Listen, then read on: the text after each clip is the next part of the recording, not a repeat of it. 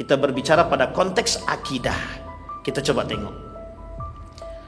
Said Hawa, seorang ulama besar, menuliskan dalam kitab yang pernah kita jelaskan di sini 20 tanda yang bisa membatalkan syahadat. Artinya apa? Ketika ada orang-orang yang bisa mengatakan bahwa dirinya memiliki kelebihan, tapi kemudian dengan kelebihannya itu orang lain terkait, orang lain percaya dengan bahasa dia, bahkan melebihi kepercayaannya kepada orang tersebut dengan kelebihan yang dia miliki, kemudian bisa merusak akidah. Mohon maaf, kita ambil contoh begini. Ada satu orang manusia yang punya kelebihan, yang diberikan kelebihan, tapi dengan kelebihan tersebut ada orang yang menjadi pengikutnya dan lebih percaya kepada bahasa orang tersebut ketimbang bahasa Allah, maka itu kemudian keluar daripada jalur yang sesungguhnya, Pak. Artinya apa? Sudah merusak akidahnya. Dia sudah merusak syahadat dia, Pak. Bahkan lebih parah lagi, bisa-bisa terjerumus dalam kekufuran. Seperti bisa berbicara dengan bahasa malaikat, bisa berbicara dengan bahasa hewan, bisa berbicara dengan bahasa hujan, bisa berbicara dengan bahasa alam kubur. Kita perlu garis bawahi, Pak, setinggi apapun kelebihan manusia, Nabi Sulaiman yang setinggi itu ilmunya, dia tak pernah menampakkan bahwa dia pernah berbicara dengan hujan. Dia tak pernah menampakkan dirinya berbicara dengan malaikat. Dia tak pernah nampakkan dirinya berbicara lebih daripada itu. Adakah manusia yang lebih daripada Nabi? Itu pertanyaan kita, Pak. Dan itu apa yang dikatakan oleh Nabi. Masalahnya bukan itu. Kalau kita sehari ini abai dengan kondisi seperti ini, abai. Kita abaikan dengan kondisi kita seperti ini, mohon maaf, pengikutnya banyak, Pak.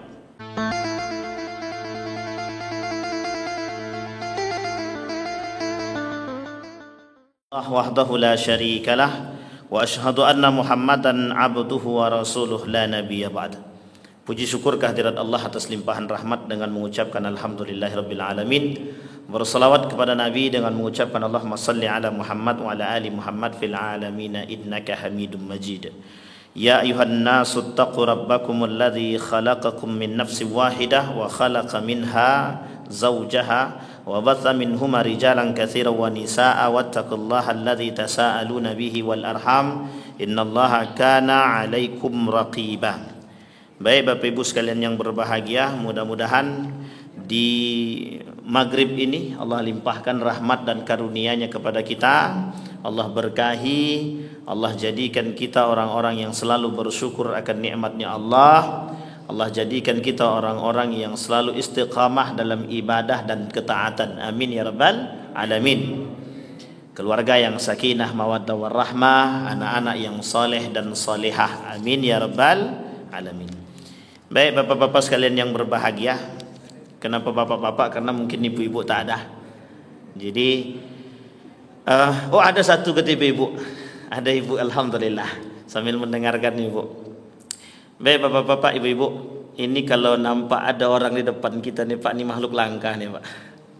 Ini orang-orang langka yang nggak tahu nih Pak entah ngapa-ngapain gitu. Dia kayak ngeliput apa aja Pak, kayak apa namanya itu? Kalau ada wawancara tuh tahap apa namanya itu? Apa namanya Pak? Itulah pokoknya. Di awak tak ngerti kan. Baik, mudah-mudahan kita doakan abang-abang kita nih istiqomah dalam kebaikan Pak.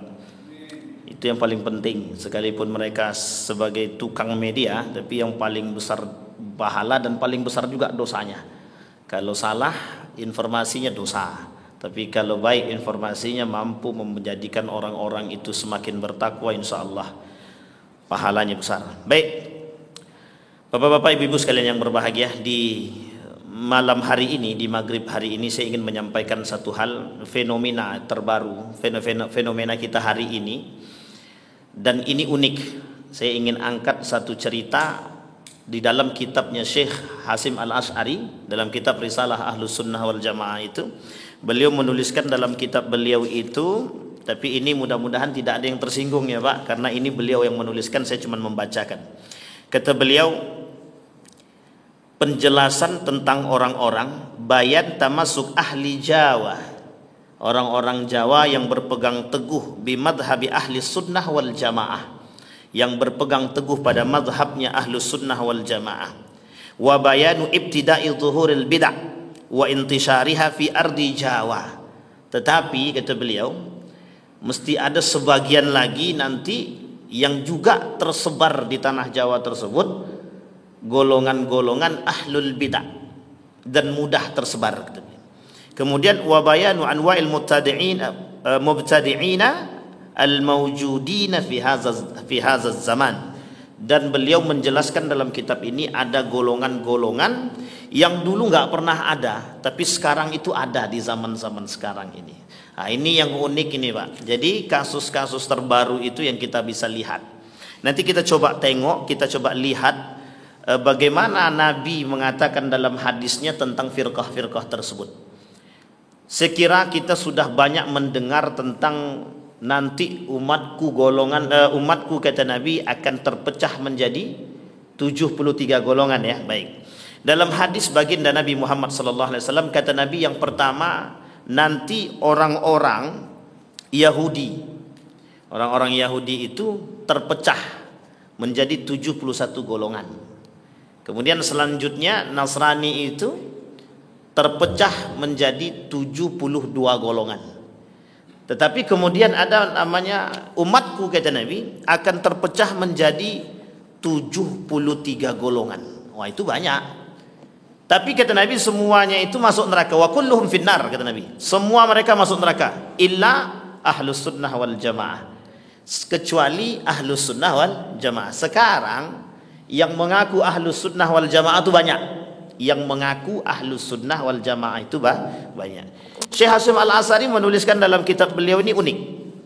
Kata beliau, yang disebut dengan ahlus sunnah wal jamaah itu orang yang masih berpegang teguh kepada akidah yang benar. Artinya begini, rukun imannya betul, rukun Islamnya benar. Rukun Islamnya berapa Pak? Rukun Islam kita ada berapa? Harusnya 5. Tapi ada yang kemudian menganggap rukun Islam itu nambah 1. Kita ambil contoh ya Pak ya, Syiah. Kelompok Syiah itu menganggap bahwa Ali itu imam mereka. Artinya panggilannya Imam Ali radhiyallahu an karramallahu wajhah gitu. Dan bagi mereka itu cukup. Artinya begini, ketika mereka azan, orang Syiah itu azan, itu boleh dilihat di Irak atau di Iran atau di beberapa daerah yang memang kuat kesyiahannya, itu mereka katakan asyhadu an la ilaha illallah wa asyhadu anna muhammadar rasulullah. Asyhadu anna muhammadar rasulullah. Kemudian ada asyhadu anna aliyya. Nah, itu juga ada. Anna aliyya. Kemudian Ali itu dipanggil karramallahu wajhah. Allah muliakan wajahnya itu. Jadi barang siapa yang melihat wajah Ali maka dia dimuliakan. Barang siapa yang melihat wajah keturunan Ali dan keluarganya juga dimuliakan. Wah, ini kelompok Syiah begitu. Dan Syiah ini banyak golongannya Pak. Kalau bahasanya guru saya begini, Syiah reinkarnasi itu. Apalagi sekarang ini banyak Pak, Syiah itu banyak. Bahkan Syiah itu ada yang nggak mau menganggap dirinya itu Islam itu ada. Dia Syiah, harusnya kan Syiah itu ada juga dari golongan Islam gitu. Tapi mereka nggak mau dipanggil Islam itu ada. Kami Syiah bukan Muslim, bukan Islam, tapi kami Syiah. Dan itu gerakan yang paling berat Bapak Ibu. Kapan-kapan lain waktu kita coba kaji Syiah itu. Sampai sudah reinkarnasi. Reinkarnasi itu bukan lagi Syiah dalam kategori Syiah yang sekarang, yang dulu mereka percaya kepada Imam 12, menjelek-jelekkan para sahabat. Itu kemudian mereka disalahkan. Oke, kata mereka tidak ada masalah. Tapi kemudian mereka berubah menjadi yang lebih parah Pak. Artinya mereka Syiah, tapi mereka tidak berdebat pada masalah ibadah, tapi justru pada masalah filsafat. Mereka merusak akidah itu dari jalur kalam, ucapan, sehingga bisa menggoyahkan orang. Dan itu berat. Seperti ada namanya penulis Haidar Bagir namanya. Wah, itu dosen Pak, Universitas Gajah Mada.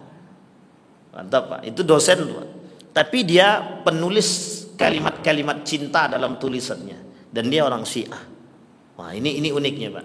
Jadi banyak perubahan-perubahan. Nah, kata Syekh Hasyim Al-As'ari, dia menukil daripada perkataan baginda Nabi Muhammad SAW. Kata beliau, sayakunu fi akhir zaman atau sayakunu fi akhir ummati. Kelak di akhir zaman, kata beliau, kata Nabi dalam riwayatnya itu, unasun yuhaddisunakum. Nanti kalian akan mendapatkan manusia yang berbicara, yuhaddisunakum ma antum lam tasma'uhu. Ma lam tasma'u antum wala aba. Yang kalian, nenek moyang kalian tak pernah berbicara tentang itu. Tidak pernah kita berbicara tentang itu. Nenek moyangnya nggak pernah berbicara, orang-orang tuanya nggak pernah berbicara tentang demikian. Tapi kita pernah akan mendengarkan itu. Fa iyyakum wa iyyahum, maka olehmu tinggalkanlah mereka. Kita ambil contoh. Ini ada fenomena baru. Ketika ada orang yang berbicara, dia bisa berbicara dengan Tuhan, baik lewat HP ataupun apapun itu mesti tidak masuk di akal tuh Pak. Ini kalau kita belajar dengan akal sehat. Artinya apa? Komunikasi dengan Allah itu dalam bahasa lain adalah salat, betul. Tapi ketika ada orang yang menganggap dirinya seperti wali, menganggap dirinya wali, kemudian bisa berbicara dengan Allah dengan bahasa manusia, ini yang kemudian kita bingungkan. Dan oleh para ulama itu tidak masuk dalam kategori itu Pak. Artinya apa? Ada orang yang pintar, ada. Tapi pinteri juga banyak Pak. Yang uniknya lagi, orang-orang seperti itu punya pengikut. Dan pengikutnya tidak sedikit. Kita ambil contoh. Kasus yang paling sederhana ketika Idul Fitri. Mungkin bapak-bapak sudah pernah mendengar kan? Kasus Idul Fitri. Untuk menentukan hilalnya, tanggal masuknya, bisa seorang berbicara dengan Tuhan. Saya sudah nelpon Allah. Nah ini kasus realita. Mohon maaf Pak, kita bukan ingin menjelekkan, bukan, tapi kita ingin ambil pelajaran dari situ. Apa pelajarannya Pak? Betapa pentingnya agama, betapa pentingnya akal, betapa pentingnya akidah untuk memahami itu, dan betapa pentingnya keimanan. Bayangkan pengikutnya lebih dari 1.000 Pak. Yang percaya lebih dari 1.000. Artinya mohon maaf, orang yang mengerti agama dan ketika dibalut dengan kepentingan, atau mohon maaf ketika mereka bermain dengan syaitan misalkan, bisa saja mereka melakukan perbuatan yang tidak kita fikirkan. Mungkinkah mereka berbicara dengan Allah melalui telepon? Dan ini tidak masuk akal. Kalaupun ada wali dan dia mendapatkan kelebihan, dalam bahasa lain karamah, seorang wali yang mendapatkan karamah, dia tidak akan berbicara kepada manusia manapun tentang karamahnya. Itu tidak akan mungkin Pak. Kalau ada wali dan dia berbicara tentang karamahnya kepada manusia, kepada orang banyak, kepada khalayak banyak, itu mesti bukan wali itu Pak. Karena wali tidak akan berbicara tentang itu. Orang yang mendapatkan kelebihan dari Allah itu tidak akan pernah. Nabi diberikan mukjizat, tak pernah mengatakan kepada manusia bahwa dia punya mukjizat lebih.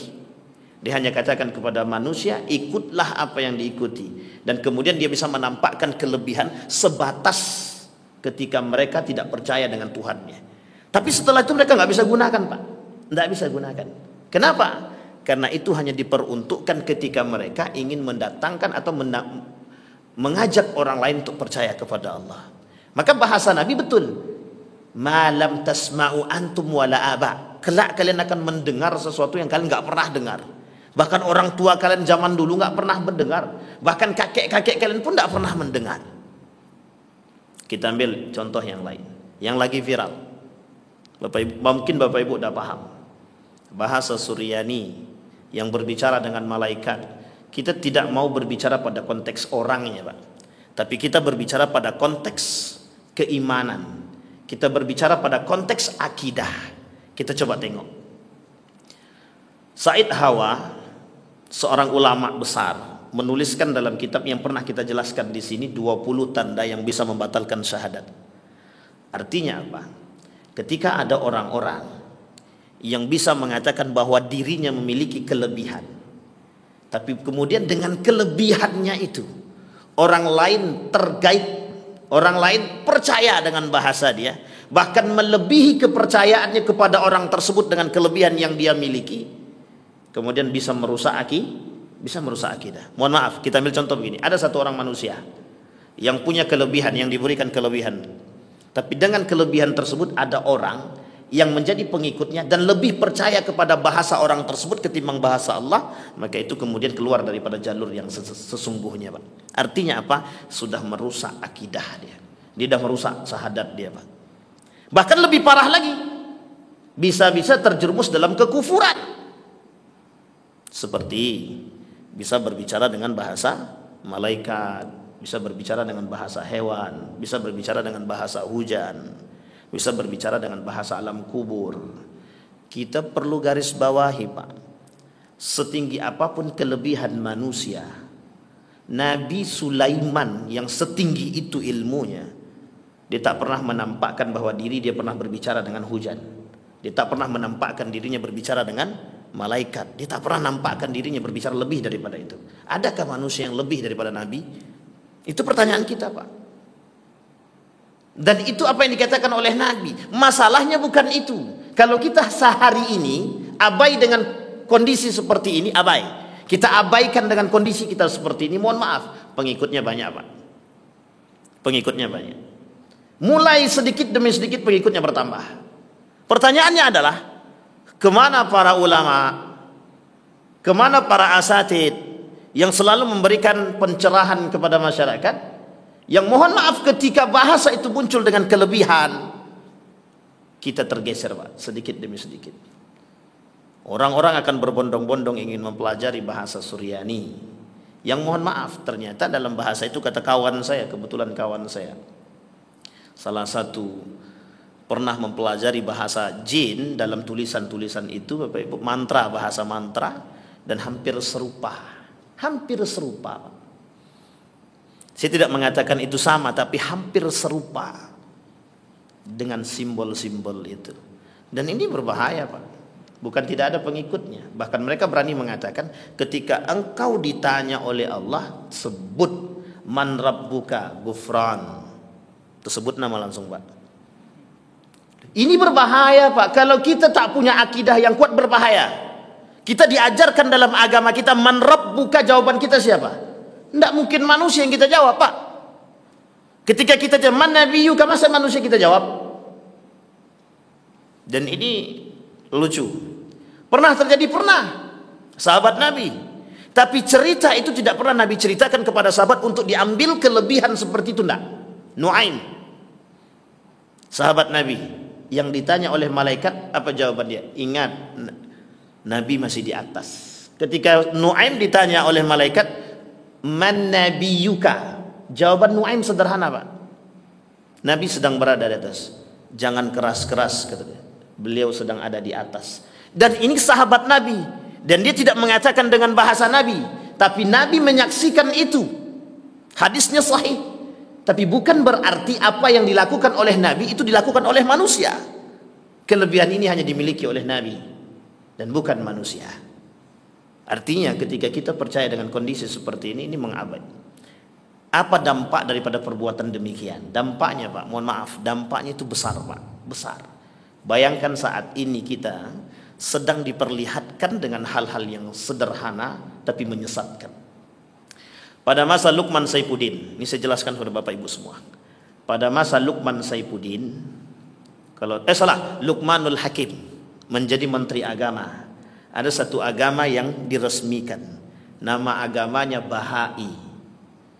Bapak Ibu tahu agama Bahai? Saya tidak tahu itu 2019 apa 2018, saya lupa.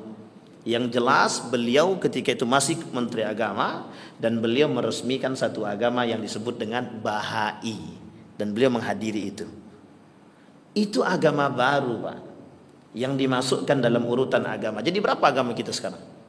Islam, Buddha, Hindu, Kristen, Kongfucu, ada 5. Bahai jadi 6. Belum lagi Kristen terbagi 2. Ada Protestan, ada Katolik. Sampai sini paham, Pak ya? Semakin hari semakin banyak, Pak. Kita dulu muncul nabi palsu di India. Muncul orang-orang yang mengaku Tuhan di Banyuwangi. Muncul orang-orang yang mengaku malaikat. Muncul orang-orang yang kemudian mengaku nabi. Rata-rata, Pak, di Jawa. Rata-rata di Jawa. Sehingga mohon maaf ketika Syekh Hasim Al-As'ari menjelaskan tentang munculnya ahlul mubtadi'in fi ahli Jawa. Akan muncul golongan-golongan, kebanyakan muncul golongan-golongan itu di daerah Jawa, kata beliau dalam kitabnya Risalah Ahlus Sunnah wal Jamaah. Mengapa? Dan itu menjadi masalah mengapa. Yang itu kemudian dipertanyakan. Bahai sama munculnya di sana. Nabi palsu muncul di sana. Yang mengaku Tuhan muncul di sana. Orang yang bisa menggandakan duit percaya. Bahkan seorang profesor pun bergelar profesor bisa percaya dengan seorang pemuda yang bisa menggandakan duit. Coba bayangkan akidah, Pak. Akidah kita dirusak sedemikian rupa. Jadi tak salah. Dan itu mohon maaf kita masih melihat itu di konteks Jawa. Bayangkan orang-orang yang kemudian dengan bahasa ponari. Coba lihat ponari, Pak. Batu yang dianggap bisa menyembuhkan manusia. Bapak tahu yang ngantri berapa banyak manusianya yang ngantri, yang dia hasilkan miliaran rupiah, Pak, hanya karena batu yang kita tidak tahu itu batunya bagaimana itu. Sampai sini paham, Pak ya? Lam tasma'u antum wala aba, yang tak pernah dulu dilakukan oleh orang tua kita, orang-orang terdahulu, tapi kemudian dilakukan oleh orang-orang sekarang. Zaman dulu nyembah patung, oke. Nyembah matahari, oke. Nyembah bulan atau bintang atau matahari, iya. Kemudian memberikan makan sesajen, iya. Zaman dahulu. Tapi sekarang lebih daripada itu. Bahkan muncul Fir'aun baru yang menganggap dirinya Tuhan. Sehingga mohon maaf Bapak Ibu, nabi palsu pada masa Nabi sudah selesai, sudah ada. Jadi jangan kaget kalau sekarang itu bermunculan golongan-golongan yang memang menyesatkan. Jangan kaget. Kenapa kita nggak kaget? Masa Nabi masih hidup, di akhir hayat Nabi muncul nabi palsu. Musailam al-Kadzab, ada seorang wanita, kemudian laki-laki, 2 laki-laki 1 perempuan. Dan itu nabi palsu. Bahkan tugas ketika itu tugas Abu Bakrin Siddiq terputus. Ketika itu ingin menuliskan mushaf Abu Bakar, ingin menuliskan meneruskan ide yang diberikan oleh Umar bin Khattab tentang penulisan Al-Quran, pengumpulan Al-Quran, terputus. Karena apa? Ada tugas yang lain. Bayangkan Pak, ketika Nabi meninggal dunia, itu setengah ahlu Makkah, hampir setengah dari ahlul Makkah itu keluar daripada Islam, murtad Pak. Nabi masih ada, jasadnya masih ada, orangnya sudah meninggal, tapi jasadnya masih ada. Setengah berita itu sampai di Mekah, hampir setengah orang Mekah kemudian murtad. Di Madinah, Nabi, mereka menyaksikan hidup Nabi meninggal. Betapa gembiranya orang-orang yang munafik, orang-orang Yahudi, orang-orang munafik itu, mereka ajak orang-orang mereka yang terdahulu untuk keluar daripada Islam. Murtad. Irtadda an dinihi. Maka ketika itu Bapak Ibu sekalian yang berbahagia, Abu Bakar punya kerjaan ketika itu, punya pekerjaan yang besar. Yang pertama ketika itu menumpas nabi palsu. Yang ketika itu ada 3 orang yang ditumpas oleh Abu Bakar. Yang kedua ketika itu menumpas para orang-orang yang murtad ketika itu. Makanya mohon maaf, hadis Nabi itu zahir Pak, jelas. Kalau ada orang yang murtad, darahnya itu halal Pak. Tapi ini jangan dipahami sepihak Pak. Dalam konteks agama, darahnya itu halal Pak. Orang yang murtad. Dulu ada pemain film sang pencerah, yang menjadi pemainnya itu dia melakoni Kiai Haji Ahmad Dahlan, sang pencerah Muhammadiyah. Selesai dari main itu Pak, keluar dia daripada Islam, murtad dia. Pernah dengar namanya Pak? Siapa namanya? Siapa? Jangan lama-lama mikirnya. Saya pun lupa. Siapa Pak namanya Pak? Keluar dari Islam. Padahal dia apa? Pemeran utama. Yang dia perankan siapa? Sang pencerah Kiai Haji Ahmad Dahlan. Ini masalah akidah yang ingin saya sampaikan. Betapa mudahnya manusia merubah akidahnya. Apalagi ketika mereka memiliki kelompok. Yang individu saja begitu Pak. Apalagi ketika mereka memiliki kelompok. Dan apalagi ketika penguasanya, pemimpin kelompok tersebut memiliki kelebihan, mohon maaf, yang memang bisa jadi Mereka ada yang bermain dengan jin, ada yang bermain dengan syaitan. Tak salah ketika mereka mengatakan diri mereka Tuhan atau Nabi. Sehingga dengan bahasa mereka, orang-orang yang tidak memiliki iman yang kuat bisa percaya. Bisa percaya. Apa masalah? Masalahnya adalah doktrin yang mereka berikan. Itulah kelemahan kita hari ini, Pak. Kelemahan kita hari ini. Kenapa? Mudah didoktrin sekalipun doktrin itu menyesatkan. Sekalipun doktrin tersebut menyesatkan. Sampai di sini paham ya Bapak Ibu ya? Jadi ini masalah kita hari ini, Pak. Masalah kita hari ini yang harus kita jaga.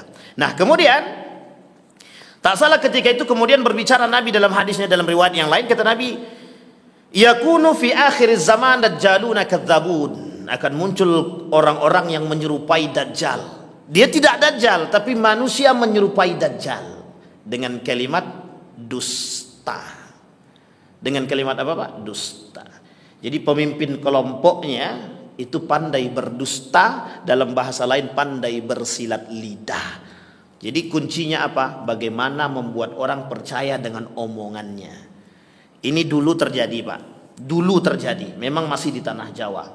Apa yang ingin saya sampaikan? Dulu ada kelompok, ada aliran baru tentang Islam. Tapi mereka sholat harus telanjang, tanpa sehelai benang pun.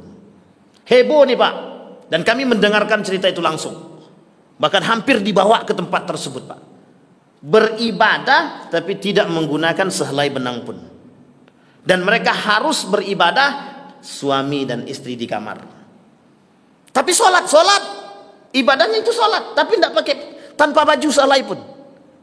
Dan itu aliran dari, cuma yang saya unikkan lagi, kok ada pengikutnya gitu. Kita di Sumatera ini sudah jelas-jelas alirannya pun susah ngajak orang. Kita ambil contoh sekarang, masjid nih lah. Tahu saja jauh-jauh, setiap masjid di Pekanbaru nih. Kan begitu Pak. Sudah jelas alirannya, jelas imamnya, jelas ibadahnya, sholatnya jelas, puasanya jelas, itu pun susah. Dan mengapa di sana begitu mudah? Yang mohon maaf tidak keluar dari nalar, tidak bisa diterima oleh nalar kita gitu.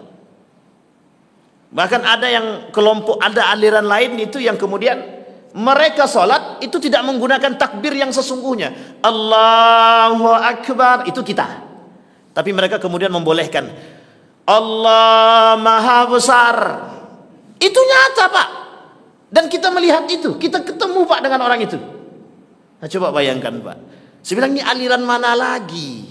Betulkah Nabi berkata demikian? Betul. Dari umatku 73 golongan kata Nabi.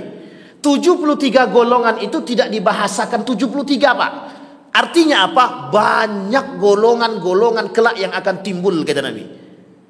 Di akhir zaman itu. Yang timbulnya mereka meresahkan dan semuanya wa kulluhum finnar kata Nabi, semua mereka dalam neraka.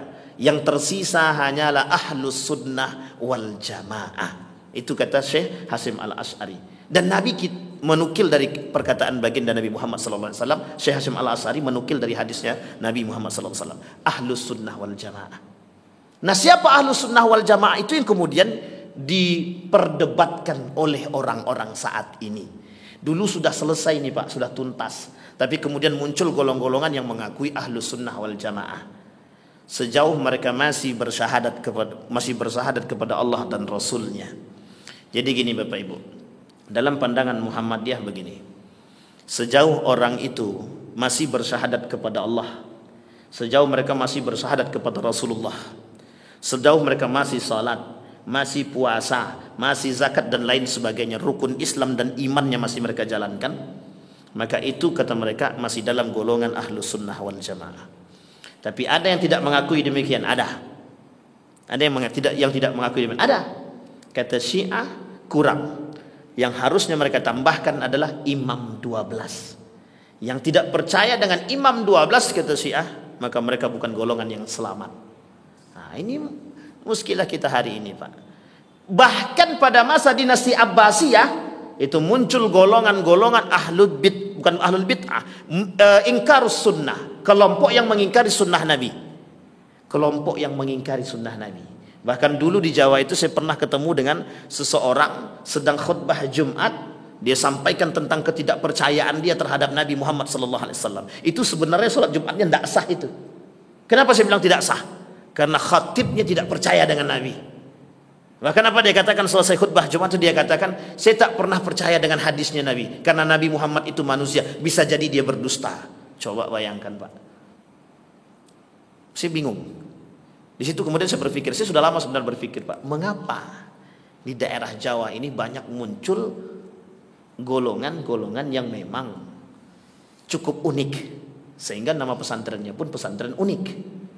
Sampai sini paham Pak ya? Bapak Ibu tahu ya pesantren unik yang saya maksud ya? Jangan salah Pak, ada pesantren waria juga di Jogja itu Pak. Ada pesantren waria. Gimana? LGBT, pesantren waria Pak. Itu pesantren. Dan ingat penasehatnya itu doktor lulusan Universitas Islam, dan mereka jurusannya ilmu Al-Quran. Sekarang pertanyaan kita adalah, kalau kita tidak punya akidah yang kuat, bayangkan betapa kuatnya mereka. Kalau kita tidak punya akidah yang kuat, bisa tidak kita percaya dengan perkataan mereka? Maka Allah katakan dalam Al-Quran, wa minan nasi may yu'jibuka qawluhu fil hayatid dunya. Kelak akan muncul orang-orang yang bahasa mereka itu bisa mengokohkan keinginan mereka, bisa mengokohkan kepercayaan mereka, dan orang-orang percaya dengan apa yang dia sampaikan. Dan takjub. Apa maksud takjub itu? Kagum. Ponari tak ada yang tak kagum. Sampai banyak pengikutnya Pak yang datang minta air. Ida Dayak, tidak ada yang tidak kagum, sampai orang berbondong-bondong datang ke sana Pak, hanya untuk meminta pengobatan. Na'udzubillahi min dzalik. Dan itu kita sudah dibuktikan Pak, ditunjukkan oleh Allah zaman. Inilah zamannya. Kemudian kata Nabi dalam riwayat yang lain, la tahmilul ilma an ahlil bid'ah. Nah kita Bapak Ibu, posisi sikap kita terhadap kondisi tersebut, kita ambil contoh posisi yang saya maksud adalah pemimpin-pemimpin kelompok.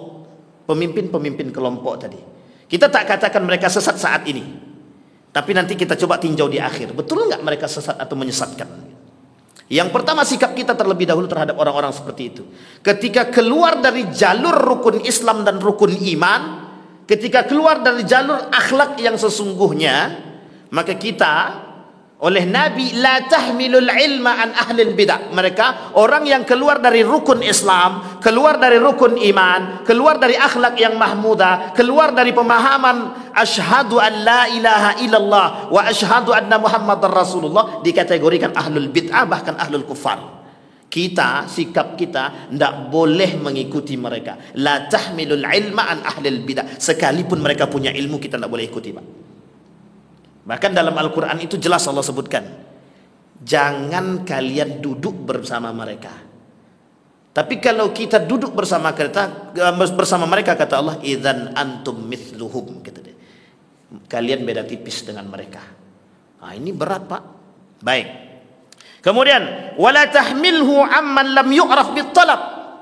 Dia tidak tahu, kita nggak kenal dia, kita nggak tahu kapasitasnya dia, kita nggak tahu kapasitas keilmuan dia, kita nggak tahu dia mondoknya di mana. Kok tiba-tiba bisa muncul satu gerakan golongan dan orang-orang percaya dengan apa yang dia sampaikan, mampu berbicara dengan A, B, C, D dan lain sebagainya, sampai dia tidak takut dengan mungkar nangkir. Wah, ini kan berat Pak. Kalau aku dihukum, aku sampaikan, nah, ini kan berat. Sehingga bisa melegitimasi. Jadi kalau bapak-bapak mati, tinggal sebut nama dia, bisa bisa dikasih sertifikasi Pak. Jadi tak jadi dihukum sama malaikat, tak jadi dapat azab.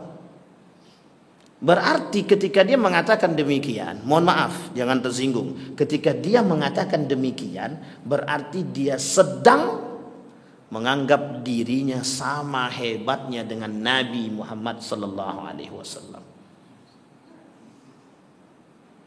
Coba bayangkan Pak, bisa mengatakan demikian berarti sama hebatnya dengan Nabi Muhammad sallallahu alaihi wasallam. Wala amman yakdzib fi haditsin nas wa in kana la yakdzibu fi hadisi Rasulillah sallallahu alaihi wasallam. Wala amman yakdzib, dan jangan kalian mengambil dari orang-orang yang membacakan hadis Nabi pada hakikatnya yang dia sampaikan bukan hadis Nabi, atau hadis palsu yang dia sebut dengan hadis Nabi. Wah, ini banyak kalau ini. Kalau ini banyak Pak. Ada orang-orang yang menyampaikan hadis palsu tapi mereka sampaikan. Kita ambil contoh dulu, kita pernah bahas di masjid ini tentang hadis seputar Ramadan. Itu dulu banyak hadis-hadis palsu itu, Pak. Yang kemudian dikatakan itu hadis padahal dia bukan hadis, tapi hadisnya palsu. Apa maksudnya? Maksudnya adalah kita tidak boleh mengambil ilmu dari mereka. Kita tidak boleh mengambil manfaat dan talab dan rahmat, dan kita nggak boleh mengambil ibrah, mau'izah dari mereka. Kemudian wa in kana la yakdzib, kalau mereka tidak berbohong dari hadis atau penyampaian mereka tentang hadis Nabi, mereka tidak berbohong, tapi mereka berbohong secara sikap dan perbuatan, kita juga nggak boleh, Pak. Nggak boleh ngambil ilmu dari mereka. Nah, ini berat nih, Pak. Jadi penyebab sebenarnya begini, mengapa mereka bisa melakukan penyimpangan? Jadi kenapa orang-orang bisa melakukan penyimpangan? Yang pertama, penyebabnya, Pak, mereka sudah menganggap diri mereka hebat. Orang-orang yang diberikan ilmu, tapi mereka merasa hebat dengan keilmuan mereka, sehingga mereka terjerumus dalam penyakit sombong yang dikatakan oleh Nabi tadi, dajjaluna kadzabun. Kenapa Fir'aun mengaku diri dia Tuhan? Karena dia merasa diri dia lebih daripada yang lain. Sehingga keangkuhan dia, kesombongan dia, kemudian kekuatan dia, merasa orang-orang yang lain itu tidak sekuat dia, tidak sehebat dia, dan tidak mampu berbuat apa-apa terhadap dia. Sehingga dengan kesombongan itu kemudian dia mengatakan bahwa diri dia Tuhan. Sampai sini paham, Pak, ya? Nah, ada orang yang kemudian melakukan hal demikian sama. Ketika ada muncul aliran-aliran sesat, itu yang pertama. Karena kesombongan, merasa ilmunya lebih hebat. Yang kedua, mohon maaf, ada orang-orang yang belajar agama tapi tidak sesuai dengan aturan agama. Di sini kita butuh, Pak. Ini yang saya sebut, kalau kita belajar, kenapa Allah sebutkan dalam Al-Quran, hal yastawil ladzina ya'lamuna wal ladzina la ya'lamun. Apakah sama orang-orang yang beribadah dengan ilmu tanpa ilmu? Tak sama, Pak. Tak sama. Allah katakan dalam Al-Quran tidak sama. Makanya mohon maaf, ketika kita belajar beribadah, sholat, puasa, zakat, harus dengan ilmu. Kita ambil contoh yang paling sederhana. Apa yang paling sederhana? Ketika kurban kemarin, berapa banyak tradisi adat-adat yang terdahulu kita pakai dalam pemotongan kurban. Padahal sebelum kita melakukan ibadah tersebut, kita harus kembali kepada agama. Lihat aturan main agama. Tapi masih banyak orang-orang yang kemudian bermain dengan aturan adat, tradisi. Kami dulu ndak kayak gini modelnya, dulu tuh ndak ada kayak gini. Yang dulu itu mungkin belum mengerti aturan agama. Yang sekarang kalau sudah dikasih tahu aturan agama, ya tolong diikuti, bukan yang diikuti tradisi yang dahulu. Apa penyebabnya? Penyebabnya kedangkalan pengetahuan. Atau sebaliknya, bisa jadi kita menangkap ilmu pengetahuan orang-orang dahulu itu belum nyambung, belum sampai. Sehingga kita tidak menyalahkan orang terdahulu, bisa jadi kita yang salah dalam memahaminya. Atau sebaliknya, bisa jadi memang dahulu, orang zaman dahulu, karena keterbatasan media untuk mempelajarinya dan keterbatasan tempat untuk belajar, sehingga mohon maaf ada kekurangan. Yang diharapkan oleh mereka adalah datangnya orang-orang kemudian untuk memberikan pembaharuan, memberikan penerangan terhadap ilmu-ilmu tersebut. Bahaya, Pak, kalau kita belajar tanpa ilmu itu bahaya. Kita ibadah tanpa ilmu berbahaya. Terutama permasalahan akidah. Itu sangat berbahaya. Apa bahayanya? Kita terjerumus dalam kemusyrikan. Kita terjerumus dalam kekufuran. Bahkan bisa jadi kita terjerumus dalam irtadda, murtad, keluar daripada agama. Nah, ini yang kemudian harus kita pahami. Baik. Yang ketiga, penyebab terjadinya penyimpangan dalam agama itu disebabkan faktor yang ketiga itu adalah apa yang terjadi memang sudah menjadi sunnatullah. Jadi mereka orang-orang yang tidak percaya dengan sunnatullah. Orang yang tidak percaya dengan sunnatullah, tapi mereka percaya dengan akal. Jadi ada orang-orang yang meninggikan akalnya sehingga dia tak percaya dengan sunnatullah. Artinya apa? Mukhalifina an sunnatillah. mereka bertolak belakang daripada sunnahnya Allah. Sunnatullah itu begini. Mereka tidak percaya bahwa penciptaan alam semesta ini itu adalah yang mengatur Allah. Tak percaya mereka. Mereka tidak percaya kalau azab yang diberikan oleh Allah kepada kaum Nabi Lut itu adalah karena mereka melakukan homoseksual. Mereka tidak percaya. Artinya mereka nggak setuju dengan itu. Mereka nggak percaya dengan takdirnya Allah. Mereka tidak percaya. Artinya apa? Di sini mereka tidak percaya dengan sesuatu yang memang itu adalah kehendak Allah. Nah, itu yang kemudian menjadi masalah dalam diri mereka. Sehingga yang mereka angkat adalah akal, percaya kepada akal, dan itu bisa menyesatkan. Kita ambil contoh sederhananya bahwa kenapa berani orang-orang mengatakan berani dia mengatakan bahwa saya sudah menelpon Tuhan. Secara nalar kita yang sehat ini mungkin tak sampai, tapi bagi nalar dia mungkin sampai, karena Allah itu mengerti semua bahasa, karena Allah mengerti segala kondisi. Artinya ketika dia nelpon Allah dengan bahasa apapun, dengan media apapun, bisa saja dia lakukan dan mereka percaya. Dan ini kemudian, Pak. Nah, yang menjadi masalah kita saat ini adalah bagaimana kemudian kita memposisikan orang-orang yang terdekat dengan itu bisa kemudian terselamatkan dari pengaruh-pengaruh kesesatan tersebut. Dampaknya adalah rusaknya akidah. Sampai di sini paham ya Bapak Ibu ya? Bahaya Pak. Kalau akidah sudah rusak kita tidak bisa Pak. Tidak bisa main-main dengan tidak bisa main-main dengan akidah. Ibarat orang berakidah itu seperti berada telur di atas ujung tanduk. Salah langkah saja dia dalam berakidah itu bisa terjerumus jatuh. Bisa jadi jatuh dalam kekufuran, bisa jadi jatuh dalam kemusyrikan. Makanya mohon maaf Bapak Ibu. Contoh sederhananya dukun. Dukun itu ada yang menganggap orang pintar. Pertanyaannya banyak enggak yang datang ke dukun itu Pak?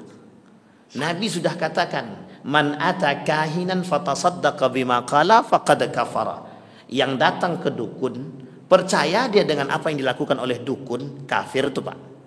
Nah, sekarang pertanyaannya banyak enggak orang-orang kita yang datang ke dukun? Bahkan mohon maaf karena dulu itu dukun itu sangat beruntung dan kaya. Banyak orang-orang yang mempelajari ilmu perdukunan. Mantra-mantra itu Pak, itulah bahasa yang dipakai untuk mendatangkan jin dan lain sebagainya. Sehingga mohon maaf Pak, dulu ilmu perdukunan itu laris Pak, laris sangat laris. Untuk apa? Ya cari duit lah, untuk mendatangkan duit dan keuntungan. Dan rata-rata dukun itu mainnya dengan setan Pak, main dengan jin. Itu penting untuk kita pahami. Nah sekarang mendatangkan orang saja untuk sholat saja susah gitu. Tapi itulah uniknya Pak. Makanya disebut dengan pesantren unik gitu. Karena memang saking uniknya gitu. Dan yang percaya, mohon maaf itu, yang percaya kiai-kiai pun percaya Pak. Ada kiai-kiai yang percaya dengan ucapan itu gitu. Disinilah kemudian yang kita sayangkan dan kita sedihkan. Betapa mudahnya merusak akidah dengan bahasa yang begitu. Sehingga generasi kita ke depan yang kemudian kita prihatinkan. Mungkin bapak-bapak yang di sini ini tidak terlalu kita prihatinkan Pak, masih jauh. Tapi kalau 20 tahun yang akan datang, itu yang kemudian kita tidak mengerti. Apakah mereka akan mengenal? Apakah betul? Dulu begini Pak, satu cerita ketika Sunan Kalijaga ada tulisan ini tulisan yang ketika tahun 2010 saya berangkat haji ke Mekah. Kemudian saya ketemu dengan salah seorang sahabat saya di Universitas Islam Madinah. Ada satu tulisan, yang tulisan itu membahas tentang tulisannya Sunan Kalijaga dengan muridnya. Ketika Sunan Kalijaga mengajarkan kepada muridnya tentang ilmu-ilmu agama, ada kemudian muridnya yang protes. Sunan Kalijaga dia datang ke rumah orang kaya, dia rampok, dia ambil. Dia berikan kepada orang-orang yang tak mampu. Jadi rumah orang-orang yang kaya itu dirampok oleh Sunan Kalijaga dengan muridnya. Kemudian hasil rampokan itu dia berikan kepada orang-orang yang tak mampu. Dalam bahasa kita, betul apa salah? Merampok salah apa betul? Tapi merampok orang kaya untuk diberikan kepada fakir miskin, betul apa tidak? Salah juga Pak ya. Nah, kemudian bertanya muridnya kepada Sunan Kalijaga, apa betul agama mengajarkan hal demikian? Atau dengan aturan agama-agama yang diajarkan? Apa kata Sunan Kalijaga ketika itu? Kata Sunan Kalijaga, kelak akan muncul orang-orang yang akan memberikan pengetahuan lebih tentang agama. Betul Pak? Betul. Apa yang saya katakan betul? Kita ambil contoh.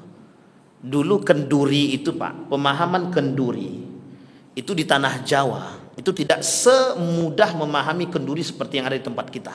Ketika menyajikan makanan itu Pak, kenapa susunan kuehnya itu berbagai macam model, dan itu ada bentuknya dan ada filsafatnya Pak, ada filosofinya Pak. Kenapa minumannya harus teh panas, itu ada filosofinya yang dibuat oleh mereka zaman dahulu. Dan kemudian itu yang kemudian ditanyakan oleh para sahabat, para murid kepada gurunya, apakah seperti ini Islam? Dan kemudian dijawab, kelak akan muncul golongan-golongan yang akan membaharui hal demikian. Karena waktu itu terpaksa untuk berjuang agama, memperjuangkan agama, waktu itu terpaksa. Tidak bisa Pak. Non muslim pengen menghancurkan Islam, dia masuk dulu ke dalam Islam, baru dia bisa hancurkan. Kita ketika itu, pada masa ketika itu penyebaran Islam, kalau tiba-tiba Islam kemudian ikut-ikutan atau kemudian mengatakan bahwa A haram, B haram, C haram, tidak ada yang mau masuk Islam Pak. Sama dengan Nabi, ketika masa Al-Quran itu turunnya Al-Quran itu bertahap Pak. Al-Quran tidak mengharamkan khamar secara sekaligus. Apa kata Al-Quran? La taqrabus shalah wa antum sukara. Ente nggak usah dekati sholat kalau lagi mabuk. Nanya sahabat kepada Nabi, berarti setelah sholat Nabi boleh mabuk? Nabi tak jawab. Artinya apa? Tidak bisa tiba-tiba mereka katakan haram zina, haram mabuk-mabukan bagi Islam. Orang tidak akan mau lagi masuk Islam ketika itu Pak. Sehingga apa? Bertahaplah. Ketika riba bertahap, hukum-hukum itu diharamkan secara bertahap, tidak bisa secara langsung.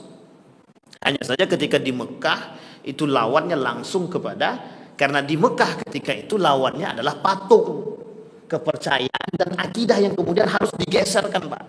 Nah itu kemudian masa zaman dahulu, ketika banyak patung-patung, banyak kerajaan-kerajaan yang memasuki unsur mistis dalam setiap gerakan mereka dan perbuatan, maka dibutuhkanlah ketika itu kekuatan-kekuatan dan kepercayaan yang sehingga bisa menjadi lawan bagi pemahaman-pemahaman terdahulu yang harus dibersihkan. Nah sekarang kita sudah nggak ketemu dengan begitu Pak. Mencari orang menyembah patung sekarang susah. Orang muslim menyembah patung tidak ada lagi. Orang yang kemudian menyembah matahari tidak ada lagi.